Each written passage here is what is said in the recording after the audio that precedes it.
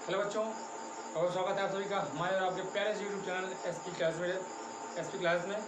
प्यारे बच्चों, इसके पहले के वीडियोज़ जो हम देख चुके हैं उसके आगे का एक बेहतरीन कॉन्सेप्ट लेकर आया बच्चों। लेकिन आपको ये वीडियो तब समझ में आएगा प्यारे बच्चों जब आप इसके पहले के वीडियोज़ को देख कर आएंगे। तो आपसे रिक्वेस्ट है, इस वीडियो को देखने से पहले आप पीछे की वीडियोज़ को एक बार अवश्य देखें, तब आपको इस वीडियो को समझने में बहुत हेल्पफुल आपको होगा। और गाइस प्यारे बच्चों, इस वीडियो में जो हम देखने वाले हैं क्लास 12 की फिजिक्स का आगे का कॉन्सेप्ट जो है, वो आगे कॉन्सेप्ट में सबसे पहले स्टार्टिंग करने वाले इस क्लास में हम वो है कि द्रव में रखी किसी वस्तु की आभासी गहराई, है ना। आपको सभी को मालूम है, जब किसी भी द्रव में अगर हम कोई वस्तु रख दें तो वो वास्तविक गहराई से कम गहराई पे हमें प्रतीत होती है। लगता है कि हमें वो काफ़ी ऊपर है ना, हमें काफ़ी ऊपर प्रतीत होता है। आप इसका प्रैक्टिकल कर सकते हैं प्यारे बच्चों। आप घर पर एक बाल्टी लीजिए, एक बाल्टी लीजिए, उस बाल्टी में पूरा पानी भर दीजिए और बाल्टी पानी भरने के बाद एक कोई भी वस्तु उसमें डाल दीजिए आप जो डूब सके। तो कुछ देर बाद आप देखेंगे तो वास्तविक वो वस्तु जो है वो वास्तविक गहराई से ऊपर दिखाई पड़ेगा। आपको लगेगा कि बस यही नज़दीक में ही तो है ना। तो आखिर में वो कितना ऊपर हमको दिखाई देता है, कितना ऊपर दिखाई देता है, हम प्यारे बच्चों उसको देखने वाले हैं। हमें वास्तविक गहराई कुछ और थी, लेकिन हमें दिखाई कितनी ऊंचाई पे दे रहा है, हम वो निकालने वाले हैं प्यारे बच्चों। ठीक है, तो किस प्रकार से इसको निकालेंगे आइए देखते हैं। हाँ प्यारे बच्चों, देखिए हमने क्या किया, एक पात्र लिया जिसमें पानी भरा हुआ था। ओके, हमने क्या किया, एक पात्र लिया जिसमें पानी भरा हुआ था और उसमें एक वस्तु मैंने वो रख दी। देखिए एक बिंदु वस्तु, जो एक वस्तु मैंने वो ऊपर रखा है। ठीक है, अब जब ऊपर वस्तु रखी गई प्यारे बच्चों तो यहाँ से किरणें तो निकलेंगी, आपको मालूम है। तो मैंने क्या किया, एक किरण एक की ओर गुजार दिया। अब बताइए, ये सघन माध्यम है, जब प्रकाश किरण सघन माध्यम से विरल माध्यम में जाती है तो अभिलंब से क्या होती है, दूर हटती के पास जाती है, अभिलंब से दूर हटती है। जब प्रकाश किरण सघन माध्यम से विरल माध्यम से जाती है, देखिए जाना चाहिए सीधे सीधे ऐसे, इसको अभिलंब से दूर हट गई, है ना। और आपको ये मालूम है अपवर्तित किरण का कोण आर होगा, और इस बिंदु पर ये आपतन बिंदु है आपका, तो आपतित किरण का कोण अभिलंब से जो बनेगा वो आई होगा आपका। ठीक है, ये कोण आई आपका हुआ। मेरे बात बच्चों, ये कोण आपका आई हो गया। ठीक है, एक किरण यहाँ से गुजरी तो अपवर्तन के पश्चात इधर से होके गई, कहाँ, ए बी दिशा में गई। ठीक है, यानी ये कोण आपका आर बनेगा, अभिलंब के साथ जो कोण बनेगा आर, और ये कोण आपका अभिलंब के साथ जो बनेगा, क्योंकि आपतित किरण आपकी इस पृष्ठ के लिए आपतित किरण है आपका। ठीक है, ये आपतित किरण है तो आई का काम करेगा ये, यानी कि इसके साथ अभिलंब के साथ जो कोण बनेगा इस आपतित किरण का क्या होगा, आई होगा। क्या बच्चों, ये देखेगा ये और ये समांतर है आपके, तो ये कोण इसके बराबर होगा, और ये देख ये और ये समांतर है तो ये वाला कोण इस कोण के बराबर होगा। ठीक है, अब प्यारे बच्चों ध्यान दीजिएगा, एक ऐसी कोई ना कोई एक किरण ऐसी भी होगी जो तल के लंबवत जाएगी। और आपको मालूम है, मैंने अपवर्तन ना होने की शर्तें बताया है कि तल के लंबवत जाने वाले प्रकाश किरण का अपवर्तन नहीं होता, वो सीधे निकल जाती है। तो ये किरण आपकी सीधी निकल जाएगी। ठीक है, एक किरण आपकी सीधी निकल जाएगी। मान लीजिए आप यहीं पर खड़े होकर आप सीधा क्या करते हो, लंबवत देख रहे हो वस्तु को लंबवत देख रहे हो, तो हुआ क्या, देखिए आपका ये किरण गई इधर, ये अपवर्तित हो गई। ठीक है, तो जब इसको पीछे बढ़ाया मैंने तो ये देखो, ये किरण गई और इसको जब पीछे मैंने बढ़ाया तो ये दोनों किरण दूसरों को यहाँ पर काटी। भाई ये इधर जा रही है, ये इधर जा रही है, कभी काटेंगी एक दूसरे को, नहीं काटेंगी। तो हमें प्रतिबिंब बनाने के लिए हमें क्या होगा, काटना जरूरी है। तो ये तो इधर जा रही है, इसको पीछे बढ़ा दिया मैंने, तो ये आपको इस बिंदु पर काट दिया। अब आपका ये वाली वस्तु का प्रतिबिंब यहाँ पर रहा, मतलब आपको वस्तु यहाँ पर दिखाई देगी, वस्तु आपको यहाँ पर दिखाई देगी। जब आप देखोगे तो वस्तु वास्तविक गहराई से आपको इतनी गहराई कम दिखाई देगी, मतलब इतना घटा दीजिए, ये इतनी गहराई आपको दिखाई देगी, है ना। तो आखिर में इसका डेरिवेशन करते हैं, देखते हैं कि क्या आता है बच्चों। यानी आपको निकालना है ओ आई का मान, कितनी गहराई कम हो जाती है आपकी। ठीक है, आप चाहो तो उसके बाद एच का मान, कैपिटल एच का मान निकाल सकते हो। कैपिटल एच तो मालूम है आपको, अगर आपको ये दिया गया हो पात्र में जो जल का लेवल है वो एच ऊंचाई तक है। ठीक है, और ये आपको निकालना है, इसको एच मान लिया जाए, तब देखते हैं कि आपका ओ आई क्या आता है बच्चों। ठीक है, यानी कि आपकी वास्तविक गहराई कितना कम हो जाती है आपकी, है ना, वो हमें निकालना है। यार आपको मैंने एक पात्र लिया। ठीक है, अब आइए यहाँ पर इस बिंदु के लिए स्नेल का नियम लगाइए। ठीक है, तो चलिए सबसे पहले स्नेल के नियम से,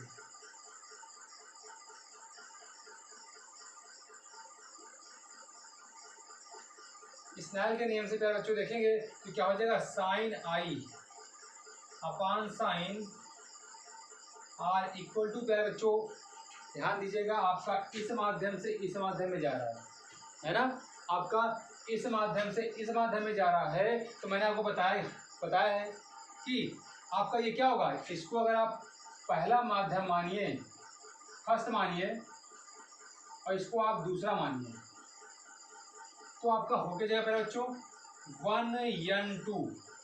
प्रकाश किरण इससे जा रही है वायु में, तो सघन के सापेक्ष विरल का निकालोगे, मतलब कि एक के सापेक्ष दो का निकालोगे, ठीक है।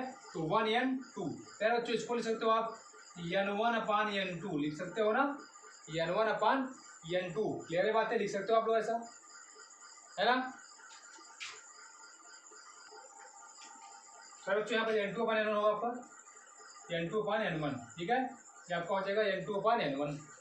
क्लियर है बात आपका, ठीक है। अब ध्यान दीजिएगा n2 मतलब कौन सा है बताइए, ये आपका n2 है, और वायु का पूर्णांक कितना होता है बच्चों, वायु का पूर्णांक 1 होता है। कितना होता है, वायु का पूर्णांक आपका 1 होता है, याद रखिएगा। साइन आर, वायु का पूर्णांक 1 होता है बच्चों, n1 यानी आपका इसका है, इसका पूर्णांक n है, ओनली n। तो यहाँ पर आपका प्यारे बच्चों आ जाएगा, क्रॉस मल्टीप्लाई करिए, n sine i equal to sine r, equation number first प्यारे बच्चों। जब भी प्यारे बच्चों आप इसमें लंबवत यानी कि एकदम जस्ट इसके ऊपर से आप देखोगे तो होता क्या है, आपका बिंदु ए और बिंदु सी अत्यंत समीप होते हैं, ठीक है। क्या होता है, ए और सी आपके क्या होते हैं, अत्यंत समीप होते हैं, ठीक है। जब ए और सी अत्यंत समीप होंगे तो आपका कोण आई और कोण आर जो होगा वो भी बहुत छोटा होगा। कोण आई और कोण आर आपका बहुत छोटा होगा, यानी कि साइन आई को हम tan आई ले सकते हैं, साइन आर को हम tan आर ले सकते हैं बच्चों, ठीक है। कह रहे क्योंकि बहुत छोटा कोण आई आपका बहुत छोटा है, तो साइन आई बहुत छोटा होगा, tan आई बहुत छोटा होगा। लगभग साइन आई और tan आई आपके बराबर होंगे, साइन आर और tan आर आपके बराबर होंगे। हम करेंगे क्या, साइन आई की जगह पर tan आर को पुट करेंगे, सॉरी साइन आई की जगह पर tan आई को पुट करेंगे, और साइन आर की जगह पर tan आर को पुट करेंगे। यहाँ लिखेंगे सिंस आई और आर अत्यंत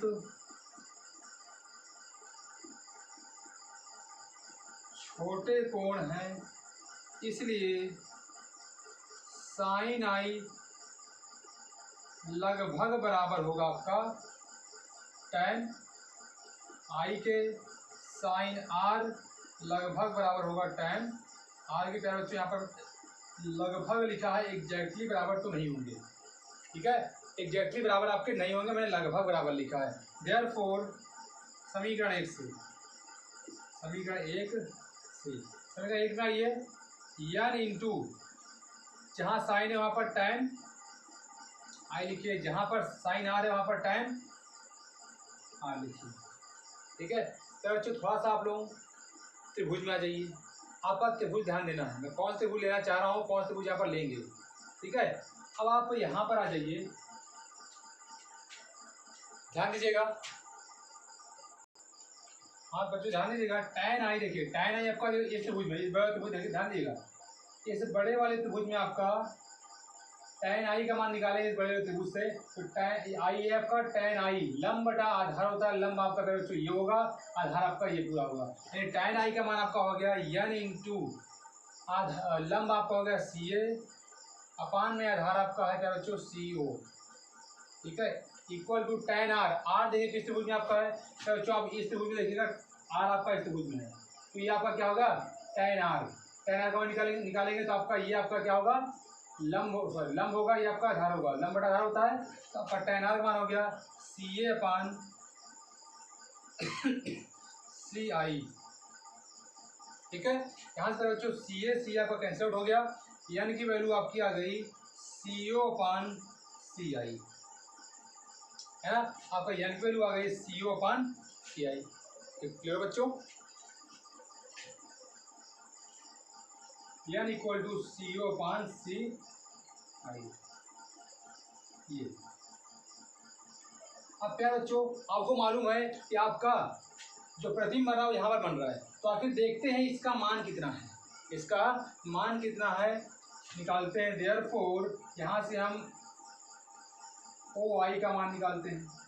ओ आई का मान निकालेंगे बच्चों तो ध्यान दें, पूरे में से सी ओ में से अगर हम सी आई को घटा दें तब निकल जाएगा। सी ओ में से अगर हम सी आई को घटा दें तो आपका काम हो जाएगा, है ना। तो चलिए यहाँ से प्यारे बच्चों किसी का भी एक का मान, आपको पूरा एच मालूम है, पूरा एच आपको मालूम है, तो पूरा एच आपका सी ओ है, सी आई भी आपको स्मॉल एच है ना। तो क्या करते हैं, यहाँ पर किसी एक का मान सी ओ या सी आई का मान आप उठा कर रख देते हैं, ठीक। सी ओ या सी आई का मान रख देंगे तो उसी रूप में आपका क्या आ जाएगा, समीकरण आपका आ जाएगा। मालूम चल जाएगा कि आपका कि ये जो आपका प्रतिबिंब है, प्रतिबिंब जो यहाँ बन रहा है आपका, वो इस बिंदु से कितनी दूरी पर बन रहा है। फिर आपको हाँ ध्यान दीजिए बच्चों, यहाँ पर क्या करिए आप लोग, ओ आई का मान आपको चाहिए, तो यहाँ पर सी ओ माइनस सी आई का मान रखिए। सी ओ का मान आपका कैपिटल एच है, सी आई का मान आपका स्मॉल एच है बच्चों। तो स्मॉल एच का मान आप कैपिटल एच के पदों में रखिए। यहाँ से आप लिख सकते हो इसको, सी ओ का मान आपका बच्चों एच है, कैपिटल एच, और सी आई का मान स्मॉल एच है।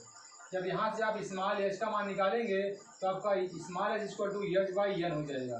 तो यहाँ से बच्चों रख दीजिए इसका मान, ओ आई इक्वल टू आपका हो जाएगा capital H minus capital H upon का N. Okay, O I equal to आपका एच कॉमन करेंगे प्यारे बच्चों, 1 माइनस 1 अपान एन आपका मिलेगा। क्या मिला होता है बच्चों, ये ओ I equal to H bracket में 1 माइनस 1 अपान 1 माइनस 1 अपान एच। ये आपका हुआ प्यारे बच्चों कि कितना कम जो आपका प्रतिबिंब बन रहा है कितना कम दूरी पर लग रहा है आपको, है ना। मतलब कि कह सकते हो कि अब आपको एच ऊंचाई पर ही मिल रहा है ना। तो कितना विस्थापन हुआ आखिर में इसका, है ना। जो प्रतिबिंब आपको मिल रहा है, यानी कह सकते हैं वास्तविक गहराई से कितना कम गहराई दिखाई पड़ रहा है इसका, है ना। कितनी गहराई कम हो गई इसकी, वो चीज़ आपको मिल गया। गाइस ये आपका है डेरिवेशन, ठीक है। इसको आप नोट करिए, तब तक हम मतलब जल्दी से आप स्क्रीनशॉट ले लीजिए ताकि हम नेक्स्ट कॉन्सेप्ट देख सकें। स्क्रीनशॉट ले लीजिए, बाद में लिख लीजिएगा आप लोग। हाँ बच्चों, नेक्स्ट आपका कॉन्सेप्ट है पूर्ण आंतरिक परावर्तन। क्या है पूर्ण आंतरिक परावर्तन, क्या होता है, इसको समझने की कोशिश करते हैं प्यारे बच्चों। तो इसको समझने से पहले आपको बच्चों क्रांतिक कोण के बारे में, क्रिटिकल एंगल के बारे में अच्छे से नॉलेज होना चाहिए। मैंने इसके पहले की वीडियो में क्रांतिक कोण के बारे में बहुत अच्छे से डिस्कस किया है। आप उस वीडियो को एक बार देखकर तब इसको समझिए, ताकि आपको बहुत ही अच्छे तरीके से आपको ये पूर्ण आंतरिक परावर्तन समझ में आए। देखिए बच्चों, ये भी क्या है, घटना है, प्रकाश में घटने वाली एक घटना है, ठीक है। तो इसको समझना है कि पूर्ण आंतरिक परावर्तन एक कैसी घटना है, किस प्रकार की घटना है, ठीक है। तो बच्चों आप ध्यान दीजिएगा, मैंने आपको बताया था क्रांतिक कोण के बारे में, थोड़ा सा एक बार रिवाइज करता हूँ। मैंने आपको बताया था ये अगर सघन माध्यम आपका हो, ये मान लीजिए क्या है, सघन माध्यम है, और ये आपका क्या है, विरल माध्यम। मैंने बताया जब कोई प्रकाश किरण आपकी सघन माध्यम से विरल माध्यम में जाती है ना, तो सिंपल सी बात है कि वो अभिलंब से दूर हटती है ना। लेकिन जब हम इस आपतन कोण का मान बढ़ाते जाते हैं बच्चों, ध्यान दीजिएगा, अभिलंब से दूर हटेगी इधर आएगी, है ना। तो जब इस कोण का मान बढ़ाते जाते हैं तो ये भी क्या होता है, और बढ़ता जाता है। अभी यहाँ पर है तो प्रकाश किरण इस प्रकार से जाएगी, ठीक है। प्रकाश किरण यहाँ पर आपकी आ जाएगी, हो सकता है ये और आपका इधर आ जाए, इधर आपका प्रकाश किरण आ जाए, हो सकता है आपका इसी पर चली जाए वो। तो वास्तव में क्या होता है, ध्यान, क्रांतिक कोण क्या होता है, क्रांतिक कोण सघन माध्यम में बना हुआ कोण होता है। ध्यान दीजिएगा, क्रांतिक कोण सघन माध्यम में बना हुआ आपतन कोण होता है। क्या मैंने बोला, क्रांतिक कोण सघन माध्यम में बना हुआ आपतन कोण होता है, जिसके लिए अपवर्तन कोण समकोण होता है। जिसके लिए अपवर्तन कोण क्या होता है, समकोण होता है। ध्यान दीजिएगा, प्रकाश किरणें इस प्रकार से आई, आपतित हुई और चली गई किस पर, सीमा पृष्ठ के सहारे चली गई है, ठीक है ना। तो इस पर इसके मतलब इस माध्यम में वापस आई ना, तो उस माध्यम में जा रही, क्या सीमा तल के समांतर सीधे निकल जा रही है। तो प्यारे बच्चों होता क्या है, जब इस कोण को बढ़ाते बढ़ाते बढ़ाते बढ़ाते एक समय ऐसा आता है कि जो आपतित किरण होती है, आपतित किरण की जो अपवर्तित किरण होती है, वो तल के सहारे चली जाती है, मतलब कि अभिलंब से लंबवत कोण बनाती है। नहीं कह सकते हैं। क्रांति कोण की डिफिनेशन मैंने आपको बताया था कि जब कोई प्रकाश की सघन माध्यम में बनने वाला वह कोण जिसके लिए विरल माध्यम में अपवर्तन कोण समकोण होता है, क्रांति कोण कहलाता है। प्यारे बच्चों, अब इसके आगे की बात करते हैं। क्या बात करते हैं, ध्यान दीजिएगा कि जब सघन माध्यम में क्रांतिक कोण का मान बढ़ाते हैं, अब जब सघन माध्यम में क्रांतिक कोण का मान बढ़ाते हैं तो प्रकाश किरण सीमा तल के सहारे न चलकर अब इसी माध्यम में वापस लौट आती है। ठीक है, होता क्या है, जब क्रांतिक कोण सघन माध्यम में क्रांतिक कोण यानी आपतित भुजा की है ना, सॉरी आपतित किरण का, जबकि आपतित किरण है, इस आपतित किरण के द्वारा बनने वाला क्रांतिक कोण का मान जब बढ़ाते हैं तो होता क्या है, प्रकाश किरण अपवर्तित होने के बाद उसी माध्यम में वापस लौट आती है, और उसी माध्यम में वापस लौटने की यह घटना ही क्या होता है, पूर्णांतिक परावर्तन होता है। ठीक है बच्चों, हम क्या बोलेंगे कि पूर्णांतिक परावर्तन क्या होता है।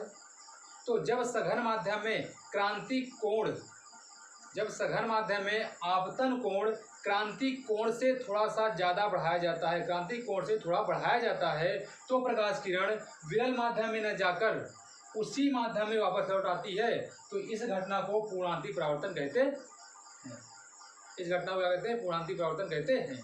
तो बच्चों ध्यान दीजिएगा, मैंने आपको क्या समझाने की कोशिश किया, क्रांतिक कोण से इसका मान थोड़ा सा बढ़ाते हैं, क्रांतिक कोण तक पूर्णांतिक परावर्तन नहीं होता है। ठीक है, क्रांतिक कोण तक पूर्णांतिक परावर्तन घटना नहीं होती है। जैसे ही क्रांतिक कोण, इस आपतन कोण का मान क्रांतिक कोण से थोड़ा सा ज़्यादा बढ़ाते हैं, वैसे ही प्रकाश किरण क्या होती है, उसी माध्यम में वापस लौट आती है। तो उसी माध्यम में वापस लौटने की एक घटना होती है कि आपकी पूर्णांतिक परावर्तन। ये बच्चों क्या होता है, पूर्णांतरिक परावर्तन। ठीक है, तो बच्चों इसका एग्जाम्पल आप समझ सकते हैं। अब देखिए, जैसे ही क्रांतिक कोण मान लीजिए ये था आपका क्रांतिक कोण, यहाँ पर आपका सी बन रहा था, जैसे इसका मान बढ़ाया अब किरण क्या इसी माध्यम में लौट आई। ठीक है, जब इसी माध्यम में लौट आई तो आपका ये एक प्रकार से केस बन गया आपका परावर्तन का, उसी बोलते हैं पूर्णांतिक परावर्तन। ठीक है, अब फिर बच्चों इसका एग्जाम्पल लेते हैं। एग्जाम्पल ये लेते हैं, जैसे हम कोई पात्र है, किसी पात्र में कोई परख नली आप रख दी इस प्रकार से, इस प्रकार से परख नली, इसमें जल भरा हुआ है, क्या इसमें जल पात्र में रख। ठीक है बच्चों, अब हुआ क्या, जब कोई प्रकाश किरण इस पर आपतित हुई, जब कोई प्रकाश किरण इस पर आपतित हुई, तो यदि इस पर आपतित होने वाली प्रकाश किरण जो आपका आपतन कोण है उसका मान क्रांतिक कोण से बढ़ा दिया जाए तो प्रकाश किरण इसके अंदर नहीं जाएगी बच्चों, है ना। जब क्रांति, इसका जो आपतन कोण है, आपतन कोण का मान क्रांतिक कोण से थोड़ा बढ़ा दिया जाए तो ये इस परख नली के अंदर नहीं जाएगी, बल्कि इसका परावर्तन हो जाएगा उसी माध्यम में। बच्चों उसी माध्यम जल में हुआ, जल से निकल के बाहर गया। अब जल में बाहर निकलेगा तो कुछ भी होगा, घटना घटेगी जो इससे घटती है। ठीक है, तो ये बाहर जाएगा। हम यहाँ पर आँख लगाए बैठे हैं, यहाँ लगाए बैठे हैं, देख रहे हैं यहाँ से। ठीक है, अब होता क्या है, ये हमें अत्यंत चमकीला दिखाई देता है। वास्तव में होता क्या है, इसमें अपवर्तन की घटना नहीं हुई बल्कि पूर्णांतिक परावर्तन की घटना हुई। प्रकाश किरणें इधर इसके अपवर्तित ना होकर इससे क्या उसी माध्यम में लौट गई है ना। तो इसी कारण क्या होता है, आपको ये जो परख नली दिखती है चमकीली दिखाई देती है ना। प्रकाश जो आया वही प्रकाश चला गया, आपको आपके आंखों में पड़ गया, और इसी कारण क्या होता है, वो चमकीला दिखाई पड़ता है। ये बात है, ठीक है, समझा बात बच्चों। इसी प्रकार से प्यारे बच्चों ये भी आपका होता है, जैसे कोई आपका कांच है और उसमें दरारें आ गई हों, है ना। कांच है और कांच में दरारें आ गई हो तो प्यारे बच्चों वहाँ पर भी यही घटना घटती है पूर्णांतिक परावर्तन की। ठीक है, कोई कांच है, दरार है, तो उसमें जो किरणें आपतित होती हैं प्यारे बच्चों, जब उस आपतित किरणों का, ध्यान दीजिएगा, जब उस आपतित किरणों का आपतन कोण जो होता है क्रांतिक कोण से बढ़ा दिया जाता है, या इस प्रकार से आपतित हो कि उसका क्रांतिक कोण से ज़्यादा आपतन कोण हो, तो पूर्ण आंतरिक परावर्तन की घटना घटती है। क्या होती है यहाँ पर, पूर्ण आंतरिक परावर्तन की घटना घटती है, जिससे वो हमें क्या है, दरार चमकीला दिखाई देता है। गाइस ऐसे आपके होते हैं, रेगिस्तान में मरीचिका जो बनता है ना। ठीक है, जाड़े में जो मरीचिका बनता है, ये सब प्यारे बच्चों उसी का एग्जाम्पल है। ठीक है, तो बच्चों आपको पूर्ण आंतरिक परावर्तन की सारे के सारे कॉन्सेप्ट आपको समझ में आए होंगे, है ना। ये आपका पूर्ण आंतरिक परावर्तन से संबंधित कुछ कॉन्सेप्ट था। ओके गाइस, तो आज का जो कॉन्सेप्ट है आपका, यानी कह सकते हैं जो प्रकाशिकी का फर्स्ट चैप्टर था वो आपका खत्म हुआ। ठीक है, इसके बाद हम नेक्स्ट वीडियो में नया चैप्टर लेकर आएंगे। ओके गाइस, तो आज हम लोग यहीं तक रखते हैं। Okay, thank you.